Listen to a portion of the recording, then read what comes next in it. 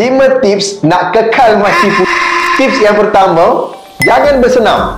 Sebab kalau nak bersenam, susah. You kena tukar baju, kena pakai kasut sukan, lepas tu peluh-peluh, rasa gatal-gatal. Lagi-lagi kalau peha besar, belaga lagi celah-celah peha, luka, tak best. Memang tak best.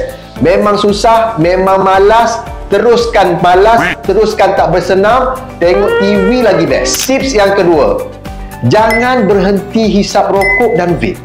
Sebab kalau you berhenti, nanti masalah mati pucuk selesai. Jadi kalau dah hisap daripada zaman sekolah, teruskan hisap. Alang-alang dah hisap rokok kan? Teruskan. Kalau dah hisap vape kan? Teruskan hisap vape. Jangan stop. Sebab datuk-datuk kita dulu, ayah-ayah kita dulu, okey je hisap rokok, okey je hisap vape. Ramai je anak. Tak ada pun masalah tak ada pun masalah mati pucuk. Jadi teruskan. Yang ketiga, kalau nak makan, makan je apa nak makan. Sebab kalau lapar, makan. Tak lapar pun, makan. Kalau lebih best, kalau minum air manis. Makan makanan manis. Makan tak payah ikut portion. Apa kata doktor cakap kena jaga portion lah, kurangkan makan lah, kurangkan minum air manis lah. Jangan ikut. Sebab kalau you ikut, nanti you akan selesai masalah mati pucuk. Sebab you nak kekal mati pucuk, teruskan macam. Yang keempat, ini satu benda yang menarik juga. Kalau dah terbiasa dengan onani, teruskan onani. Jangan berhenti.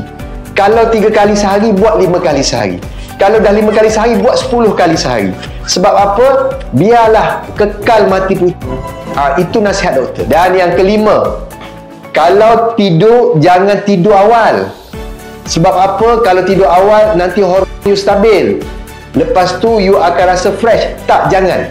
You tidur lambat. Main game ke, tengok Netflix ke, buatlah apa-apa. Jangan tidur 2 pagi, 3 pagi. Itu adalah boleh menyebabkan you akan kekal mati pucuk. Cuba korang komen, apa lagi tips yang boleh menyebabkan you akan kekal mati pucuk.